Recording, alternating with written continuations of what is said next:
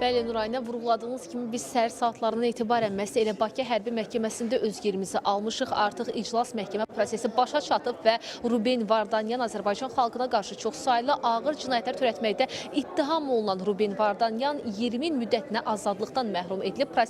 Məhkəmə prosesinə, məhkəmə iclasına yəni hakim Zeynal Ağayev sədrlik edib və tərcüməçilər də yerləşdirilib məhkəmə zalında və eyni zamanda Ruben Vardanyanın gəlişindən sonra artıq məhkəmə prosesi də başladı. Hakimlər öz yerini aldı və zərər çəkmiş şəxslər də elə burada bu məhkəmə zalında öz yerini almışlar. Onların da yüzlərlə, minlərlə şəxsin məsələ Ruben Vardanyan barəsindəki şikayətləri, şahidlik etdiyi məqamlar yenə qeyd olunmuşdu və indiki məqamda artıq iclas başa çatdı, məhkəmə prosesi yekunlaşdı və Ruben Vardanyan da digər Azərbaycan xalqına qarşı çoxsaylı cinayətlər törətməkdə əli olan şəxslər kimi cəzalandırıldı və 20 il müddətinə azadlıqdan məhrum edildi. Sözü gedən şəxs 1968-ci il təvəllüdlü Ruben Vardanyan yəni qondarma rejimin dırnaqarası dövlət naziri elan edilmiş bir şəxsdir və bugün Bakıda Bakı Hərbi Məhkəməsində məsələ Bakıda hakimlər qarşısında onun barəsində şikayətlər dinlənildi və ardınca da elə 20 il müddətinə azadlıqdan məhrum edildi və cəzasını da elə çəkəcək.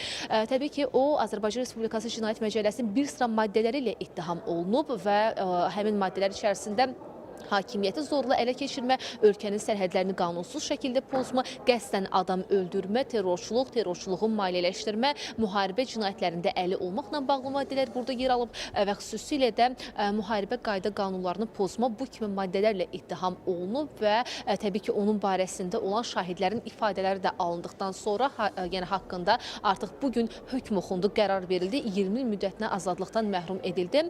Dövlət Təhlükəsizlik Xidmətinin də onunla bağlı informasiyaları burada bir daha diqqətə çatdırıldı. Söz gedən şəxs bir müddət Rusiya vətəndaşı olub, ardınca da 2022-ci ilin sentyabrına qədər Rusiya vətəndaşı olan şəxs elə Ruben Vardanyan daha sonra 2022-ci ilin sentyabrında Azərbaycan Respublikasının sərhədlərini qanunsuz şəkildə pozaraq Qarabağ İqtisadi rayonuna gedir və burada müharibə cinayətləri törətməkdə təqsirləndirilir. Təbii ki, orada müxtəlif hərbi birləşmələrin yaradılmasında və Azərbaycana qarşı istifadə olunmasında təqsirləndirilir və bugün həmin şəxs barəsində, Ruben Vardanyan barəsində qəti qərar verildi, hökm oxundu, 20 il müddətinə azadlıqdan məhrum edildi.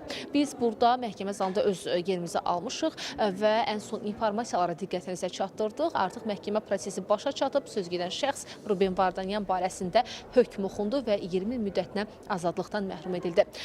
Məhkəmə zalından çatdıra biləcəyimiz informasiyalar bu qədər. Söz yenidən sizdədir.